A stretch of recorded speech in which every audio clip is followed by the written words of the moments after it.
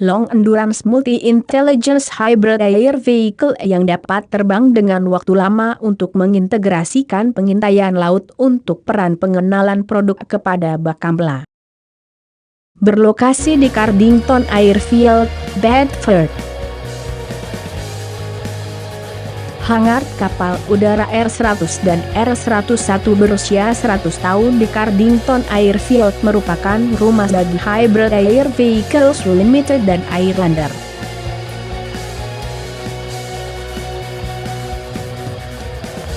Latar belakang Airlander.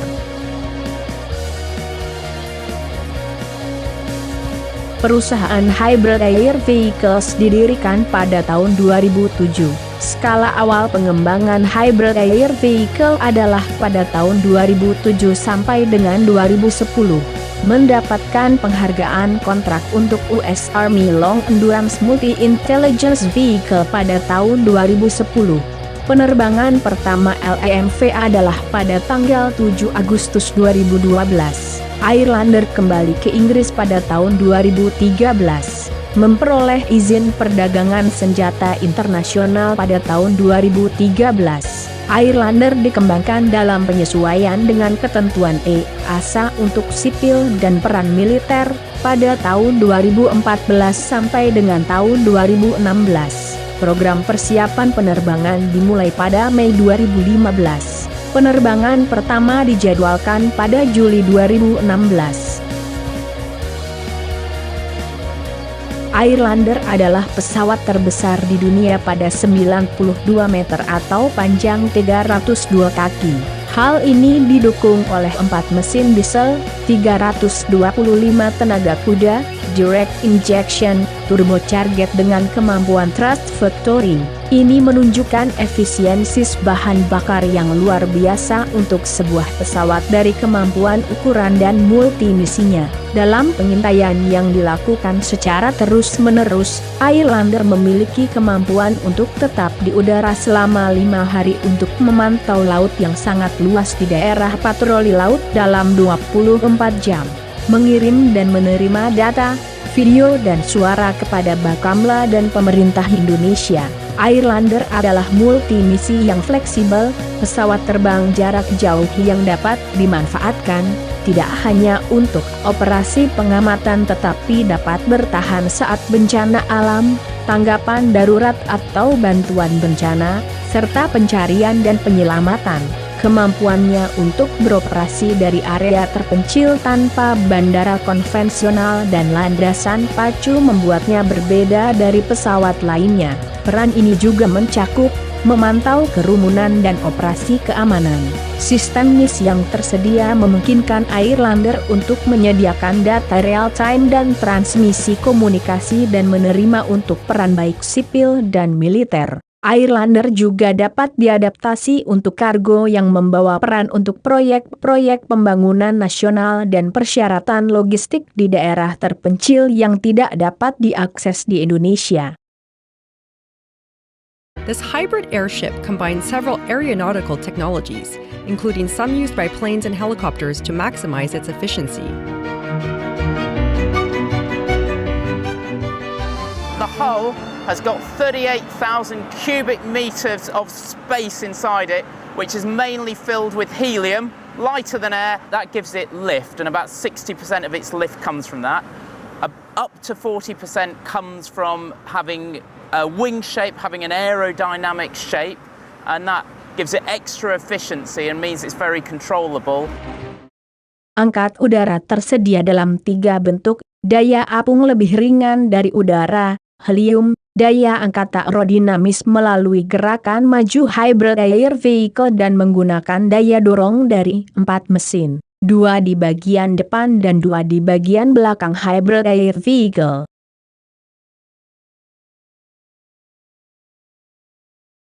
Kokpit penerbangan dan modul muatan yang terletak di bagian bawah Hybrid Air Vehicle. Hybrid Air Vehicle menggunakan fly-by-light, sistem kontrol penerbangan yang memiliki kelebihan dibandingkan dengan sistem konvensional yang terdapat pada kendaraan seukuran Airlander.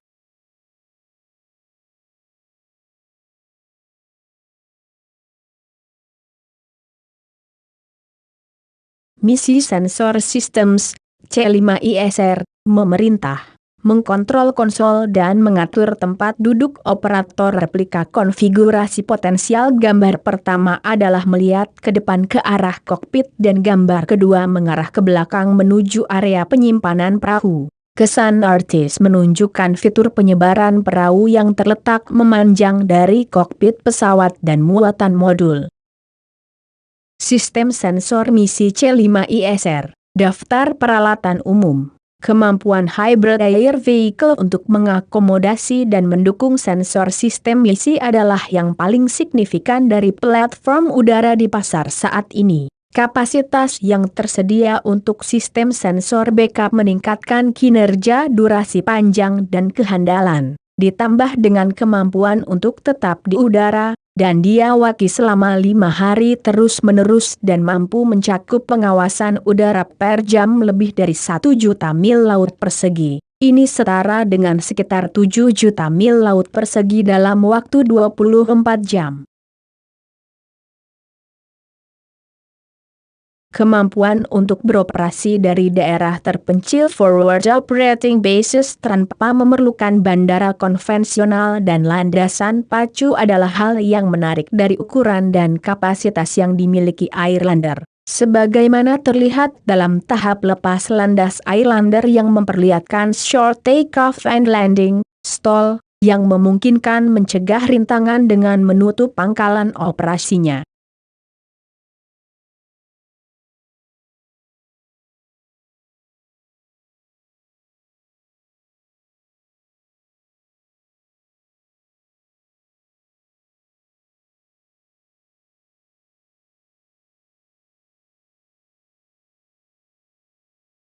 Ketika dalam penerbangan normal, Airlander menjelajah pada 80 knots atau 148 km per jam dan kecepatan lambat pada 20 knots atau 37 km per jam. Ketinggian operasi adalah 7.000 kaki atau 2.134 meter. Airlander sendiri mampu memaksimalkan ketinggian pada 20.000 kaki atau 6.100 meter. Namun, oksigen atau tekanan udara tetap diperlukan untuk para awak di ketinggian itu. Pada tahap ini pesawat tersebut melayang dan berputar pada sumbu vertikal ketika sedang diamati oleh helikopter pengejar. Tipe penerbangan ini akan menjadi khas dari Airlander on Station dalam peran pengawasan dan pengamatan sebelum kapal laut dan personil tiba. Dalam wilayah perairan Indonesia terdapat sumber daya alam yang luas dan membutuhkan pemantauan dan pengawasan laut. Sumber daya alam yang penting bagi perekonomian Indonesia dan manfaat dari populasi. Banyak ancaman dengan mudah tidak terdeteksi.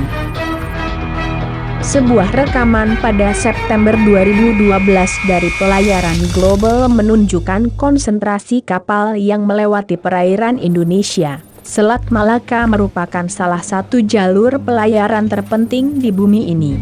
Ini adalah rute terpendek antara Pasifik dan Samudra India. Sekitar 40% perdagangan dunia melewati selat ini setiap tahun, termasuk sebagian besar minyak mentah ke Cina dari Timur Tengah.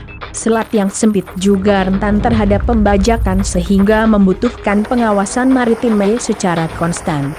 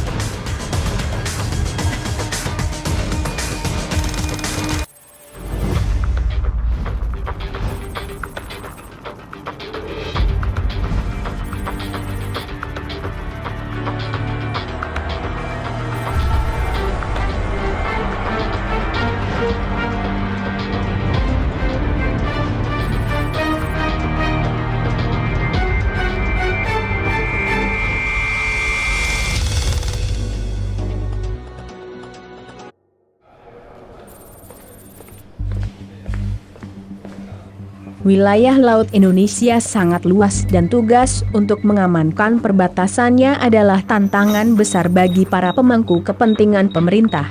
Tersebar di wilayah yang luas sulit untuk ekonomi Indonesia untuk melindungi kedaulatan negara. Sistem airborne yang bekerja secara terus-menerus dapat memantau area laut jika ada gangguan dan memberikan peringatan kepada pihak yang berwenang. Peringatan tersebut dapat berupa peringatan umum atau militer, tergantung pada beratnya gangguan tersebut. Ketika penyusupan telah ditetapkan sebagai sikap permusuhan, berdasarkan pada pemantauan dan data real time, kekuatan respon cepat yang dapat dimobilisasi. Pertimbangan yang penting adalah jarak yang memiliki kekuatan respon cepat harus melalui lokasi gangguan. Long Endurance Multi-Intelligence Hybrid Air Vehicle memiliki kemampuan untuk tetap on station sehingga kekuatan respon cepat tiba di lokasi gangguan.